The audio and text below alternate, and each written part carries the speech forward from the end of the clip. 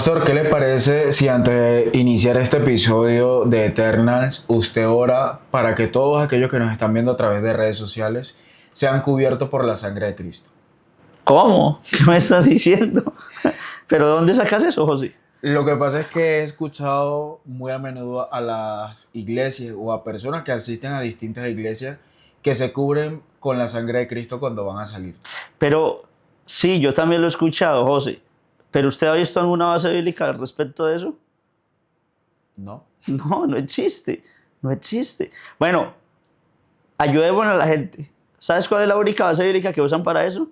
Cuando el Señor manda la plaga de la muerte a Egipto y se le manda al pueblo que del carnero o del cabrito que iban a comer para la Pascua, que iban a celebrar la Pascua, esa sangre la pusieran en los dinteles de las puertas y se guardaran con eso. De ahí es la única base que ellos sacan para decir de que hay que cubrirse con la sangre de Cristo. Pero te voy a decir algo que, para que si lo hacías, nunca en tu vida te ocurra volverlo a hacer, porque es una blasfemia total a la sangre de Cristo, de que tú cojas el valor tan grande que tiene como si fuera un amuleto, porque si no te has dado cuenta, eso es como si fuera un amuleto. Entonces voy a salir de mi casa, ¿qué es lo primero que hago? Me cubro con la sangre de Cristo. Y cubrir las pertenencias también lo he escuchado, el carro, la casa. ¿Usted algún día a su moto, a su carro, ha visto que le ponen como una pijama? ¿Usted ha visto? Sí. ¿Para qué lo hacen? Para cubrir, Cubrirla del sol, sí, del sol, del de la agua. lluvia o de los rayones. ¿Y qué pasa con esa pijama? Queda expuesto, ¿cierto? Es como un trapo, que tú lo coges y lo envuelves y lo tiras. Eso es lo que hace la gente con la sangre de Cristo. Cuando la gente no entiende la Biblia y hace porque el pastor tal lo dijo y entonces es que ese es el cuento tan horrible, José, que hoy la gente tiene en el evangelio, que no vive en el evangelio, vive lo que dijo el pastor. Entonces, te voy a comentar una anécdota que no tiene que ver con la sangre de Cristo, pero para que lo entendamos por ese lado. Habían habíamos puesto unas flores en el púlpito. Entonces llega una muchacha y me dice, pastor, ¿y usted por qué puso esas flores? Le digo, ¿por qué? O sea, se me extrañó. ¿Por qué? ¿Son feas o qué? No, porque es que la pastora donde yo iba cuando vivía en Tumaco, ella dijo que Dios le había revelado que las flores eran para los muertos. Y yo me quedé mirando a José y antes de reírme, yo quedé asombrado. Porque primero, Dios creó las flores que son hermosas para llevárselas a los muertos. O sea, ¿qué muerto se levanta de la tumba y dice, ay, tan bonitas las flores que me trajeron? Voy a olerlas un ratito. Eso, voy a olerlas un ratico. Por favor. Segundo, ¿cómo un pastor va a decir que Dios le dijo una mentira tan absurda? Y tercero, Le reveló. eso. Y tercero, ¿cómo una persona? Es que como yo soy oveja, es como las ovejas se acostumbraban a comer cualquier porquería que les da, entonces todos se lo están creyendo. Como una persona que dice estudiar la Biblia, porque tú le preguntas a todo cristiano que si estudia la Biblia, te dice que sí. Y tú le vas a preguntar algo de la Biblia y no sabe nada. Entonces uno dice, ¿pero qué estudio, José?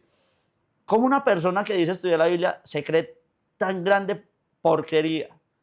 Y lo mismo digo, como nosotros, porque me incluyo, por tanto tiempo estudiando la palabra y no encontrando en ningún lado un texto que me dijera que la sangre de Cristo era para cubrirme, si nunca lo encontré, ¿por qué lo seguía haciendo? ¿Por qué? Porque por mucho tiempo fuimos y otros hoy en día son seguidores de hombres, no de la palabra de Dios. Entonces, yo no puedo orar por la gente para que el Señor la cubra con la sangre de Cristo, no es bíblico, pero si tú quieres que el Señor te cubra, pues el Salmo 91 es muy claro, José, dice, el que habita al abrigo del Altísimo morará bajo la sombra del Omnipotente. Entonces, ¿te quieres cubrir? Dile al Señor que te cubra con su sombra. Y cuando hablamos de sombra no es literal, te lo explico también porque no la gente, ay, vi la sombra del Señor. Sí, yo prefiero aclarar todos los puntos porque el Señor Jesucristo nos dice algo, José, Dios es espíritu y un espíritu no tiene sombra. ¿O tú has visto la sombra de los ángeles que están alrededor de ti? Nunca. ¿Has visto la sombra de los demonios que están? No, pues si la gente le tiene miedo a los demonios, simplemente con saber, imagínate ahí la sombra, no existe, porque un espíritu no tiene sombra. Entonces, cuando el Señor nos dice que la sombra del omnipotente o que bajo las alas del Señor, la gente cree que es que el Señor tiene alas. Sí, entonces, ay, el Señor con sus plumas, la Biblia Pero dice, toman cosas literales que no sí, deberían. exacto, no entiende la Biblia o no entienden el propósito, pero si tú quieres que el Señor te cubra, tú le dices a Él que te cubra con su gloria.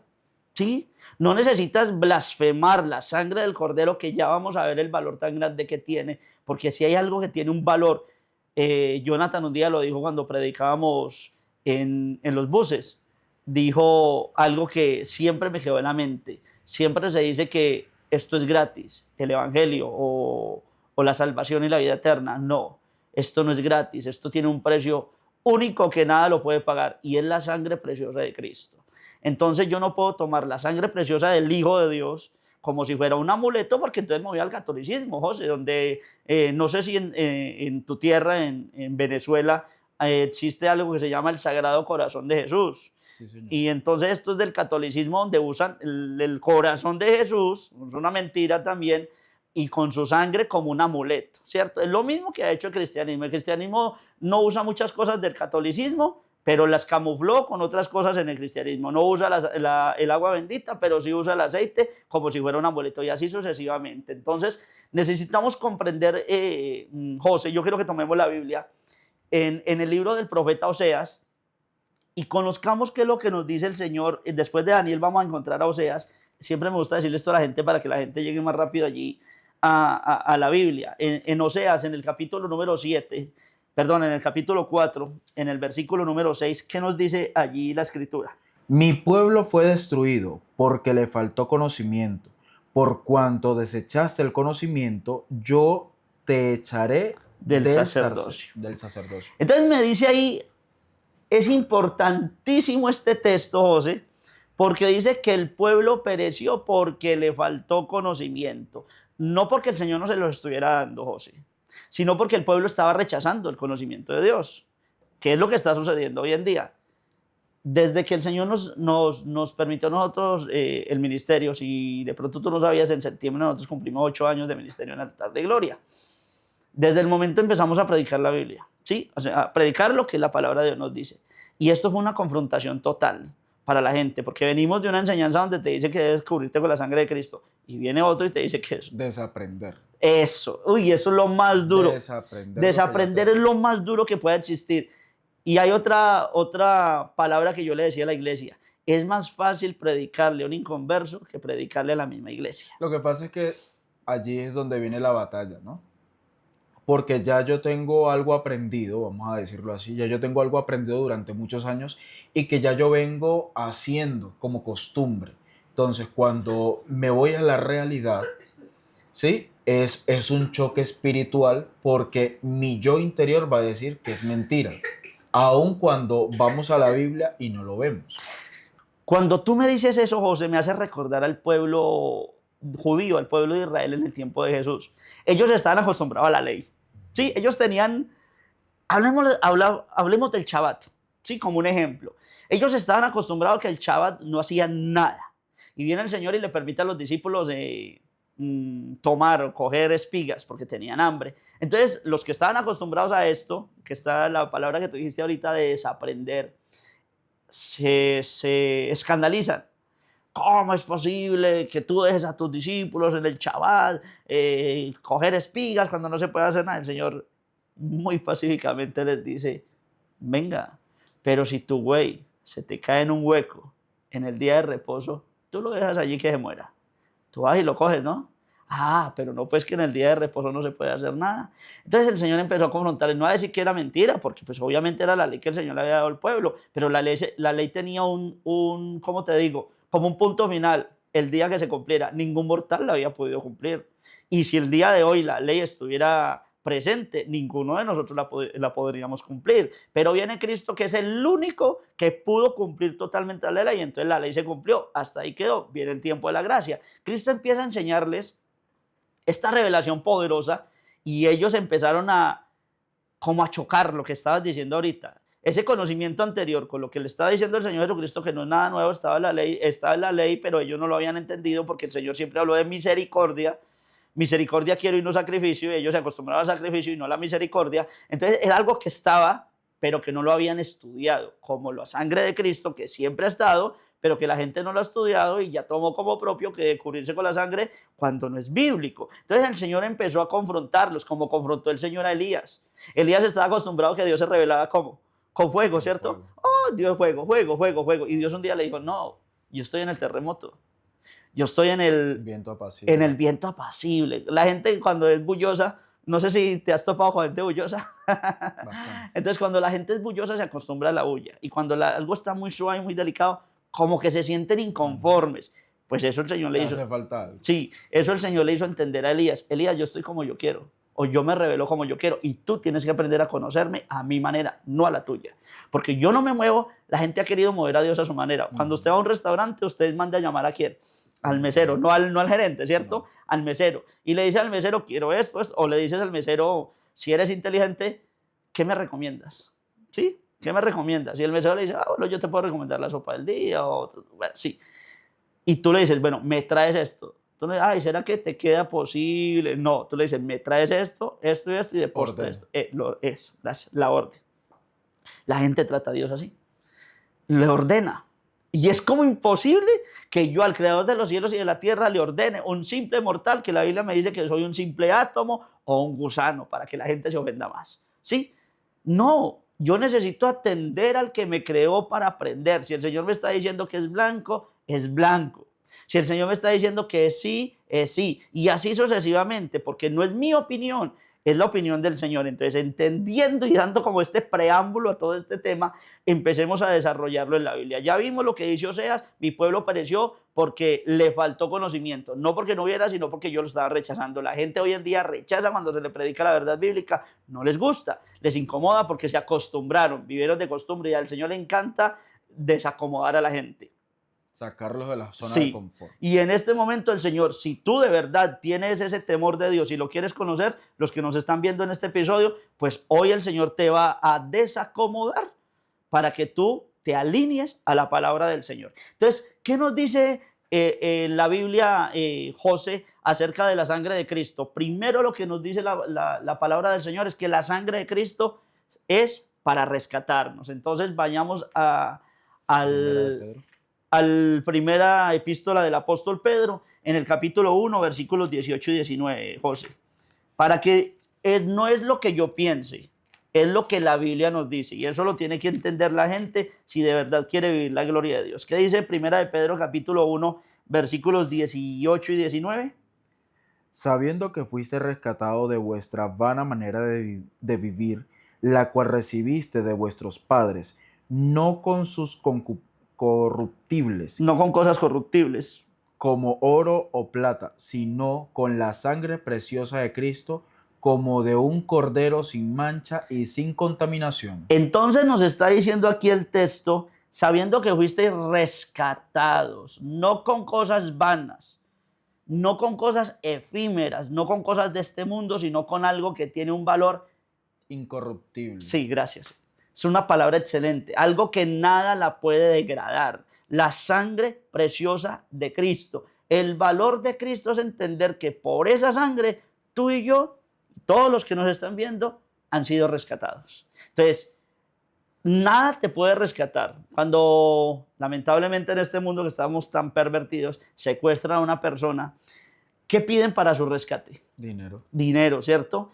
Y altas sumas. Sí, altas sumas de dinero, porque para el delincuente la vida de una persona tiene un valor, ¿cierto?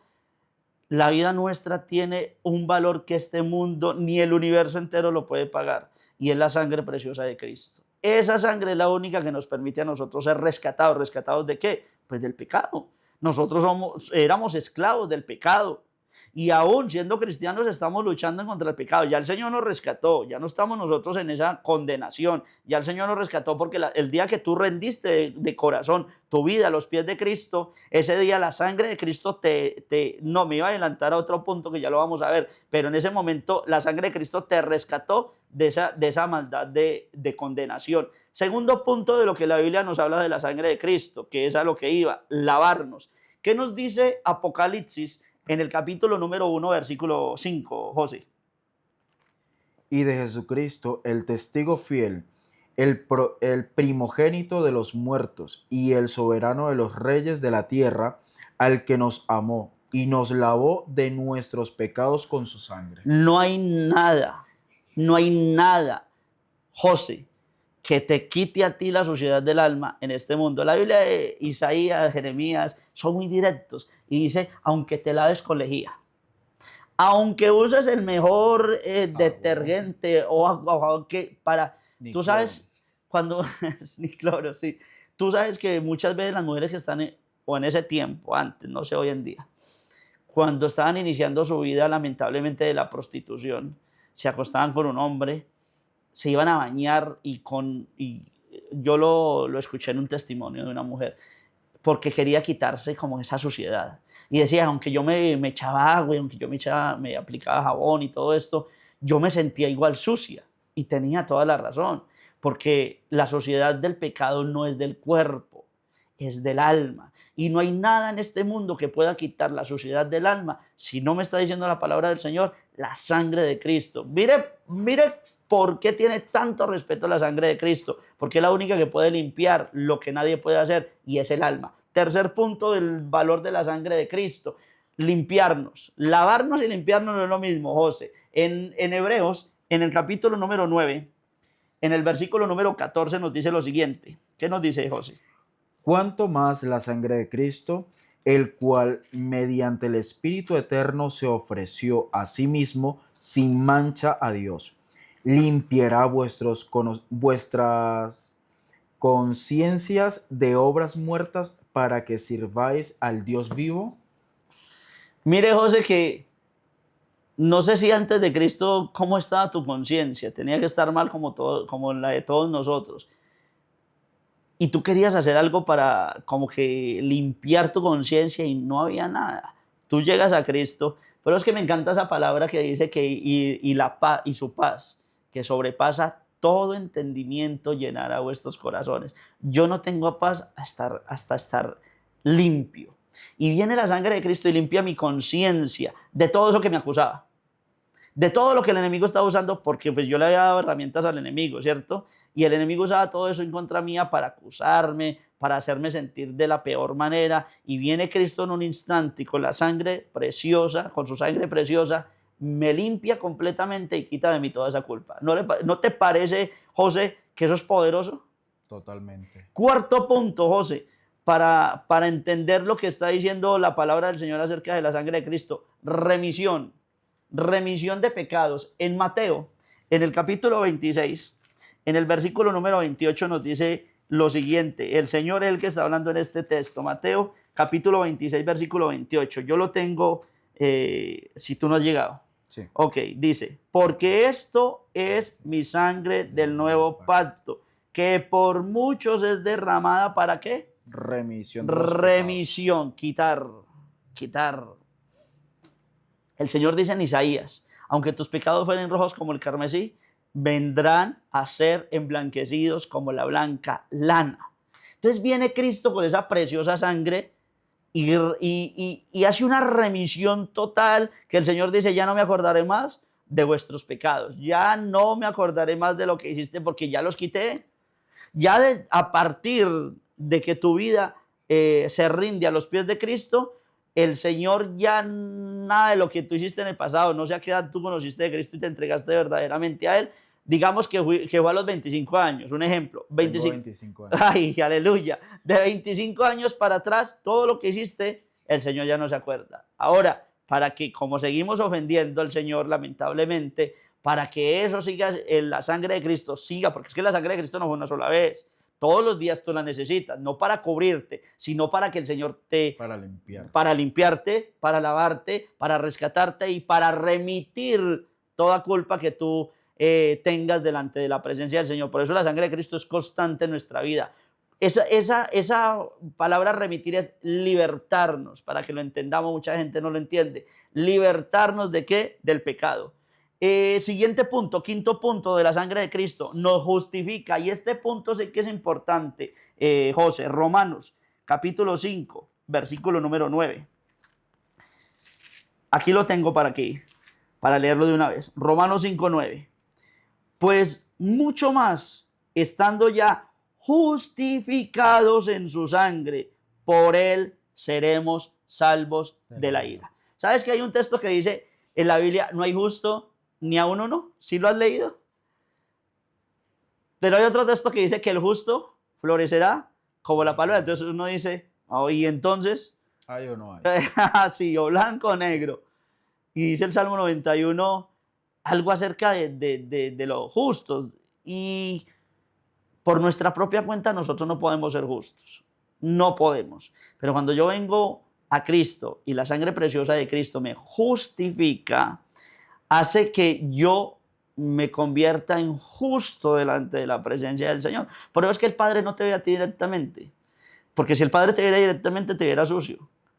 Entonces el Padre, para mirarte a ti, José, mira a su Hijo. Cuando mira a su Hijo es mirar la sangre, esa sangre que fue derramada por ti. Y cuando te mira a través de Cristo, te mira justificado, te mira justo. Entonces, ¿por qué? Porque solo los justos heredan el reino de los cielos. Y ese poder de la sangre de Cristo es justificarme para yo poder presentarme delante del Señor. Si yo no soy justificado, José, que esto viene por la fe, yo tengo que creer que Jesucristo derramó su sangre para rescatarme. Si yo no creo que Jesucristo... Hay gente que dice, yo creo que Jesús existió, pero se murió y ya. No pasa nada. Con esa persona no va a pasar nada. Se va a condenar, porque no es simplemente creer de que Jesús sí vino a este mundo, es creer que Él derramó su sangre y que esa sangre fue derramada por mí para justificar mi alma y de esa manera yo sea parte de la presencia del Señor. Amén. Amén.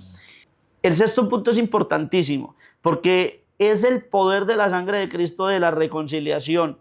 De nuestro Cristo es el medio de reconciliar a Dios con los hombres, o no, lo dije al revés, a los hombres con Dios, porque no fue Dios el que ofendió a los hombres.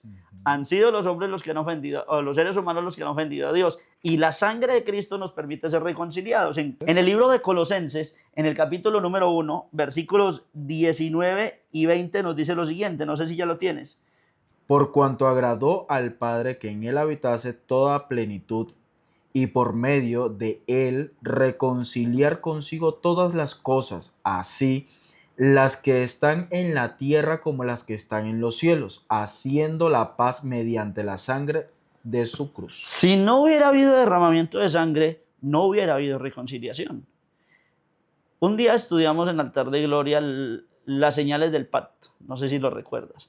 Cuando el Señor hizo un pacto con Noé, hay una señal, el arco iris. Sí. Cuando el Señor hizo un pacto con Abraham, hay una señal, la circuncisión. Sí. Cuando el Señor hizo un pacto con la humanidad, hay una señal, la sangre de Cristo.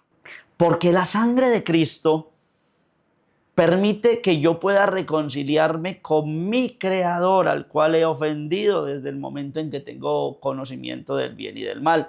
Y a partir de allí, cuando Cristo me permite, a través de su sangre, que es la señal de este pacto, poder ser reconciliado, entonces puedo entrar en amistad con el Señor. ¿Qué es lo que dice la palabra? Vuelve en amistad con Dios y tira como bien. El séptimo punto nos habla de ser redimidos, ¿sí? Esa palabra redimido, mírala como ser levantado. No sé si tú has visto cuando una persona cae, sí, o de pronto cae de una moto. De pronto caer normal no es, a veces sí, pero no siempre es trágico. Pero caer de una moto casi siempre va a ser trágico. Esa persona no tiene el aliento, la energía o la capacidad de levantarse y tú le ayudas a levantarse. Entonces empieza esa persona como a sostenerse y a recobrar. Eso hace la sangre de Cristo espiritualmente en nuestra vida. En Apocalipsis, en el capítulo 5, en el versículo número 9, ¿qué nos dice, José? Y cantaban un nuevo cántico, diciendo, digno eres de tomar el libro y de abrir sus sellos, porque tú fuiste inmolado y con tu sangre nos has redimido para Dios, de todo linaje y lengua y el pueblo y nación. De pueblo y nación, es decir, sin importar si tú eres blanco, negro, amarillo, gordo, flaco, pobre, rico. Cuando tú vienes a Cristo, sin importar tu condición, ni nacionalidad, nada de eso no lo inventamos nosotros, ¿sí? Pero para el Señor todos somos, no hay griego, no hay judío, no, para el Señor, cuando yo vengo a Cristo, me convierto en hijo. Y ahí ya no tengo sino una sola nacionalidad, la celestial, ¿sí? Y me convierto en parte del Señor. El Señor con su gloria me redime, me levanta, me dice, ahora eres mi hijo, porque la sangre de mi Cristo se ha derramado sobre ti. Y el octavo y último punto, para entender el poder de la sangre de Cristo y empezar a respetarla y no tomarla como un amuleto, es vencer esa poderosa, preciosa sangre de Cristo. Ahí en Apocalipsis, en el capítulo número 12, versículo número 11. Y ellos le han vencido por medio de la sangre del Cordero y de la palabra del testimonio de ellos, y menospreciaron sus vidas hasta la muerte. ¿Recuerdas que Cristo nos dijo que ninguno podía venir en pos de él si no menospreciaba padre, madre, hijo, hija, Negarse a esposo? sí mismo. Sí, pero va más allá, porque dice menospreciar hasta su propia vida, que es lo que está sucediendo en Apocalipsis. Y esa sangre preciosa nos permite a nosotros vencer. Cuando yo miro Hechos de los Apóstoles, capítulo 1, versículo 8, dice, y vendrá sobre vosotros poder, y tendréis, para no parafrasearlo, que de pronto se me olvida en el momento como dice el texto, leámoslo literalmente como es que el Señor dice allí en Hechos 1:8, pero recibiréis, que era la palabra que me había olvidado, pero recibiréis poder. Y esa palabra poder que dice para que me seas testigos o testimonio, significa para tener una vida conforme a la voluntad del Señor. Yo no puedo vencer a mi carne en mis propias fuerzas, José, pero cuando la sangre de Cristo está sobre mí, esa sangre de Cristo me hace que yo pueda vencer todo aquello que no puedo. Es el poder que el Señor me está diciendo, que es a través del Espíritu Santo, pero yo no puedo recibir el Espíritu Santo si la sangre de Cristo no está en mi vida. Entonces, cuando yo entiendo estos 8 puntos, cuando yo comprendo todo esto, José, entonces entiendo el valor que tiene la sangre de Cristo y rehúso y respetarla para tener el valor que ella me da. Para concluir, pastor, entonces recordemos que la sangre de Cristo no es un amuleto entonces que podemos estar invocando a cada rato de decirle al Señor que nos esté cubriendo ni que esté cubriendo nuestros objetos. La sangre de Cristo va mucho más allá de lo que nosotros nos han enseñado y hay que respetarla en todo tiempo y en todo momento. Es un valor espiritual el cual tenemos que tener en nuestra vida.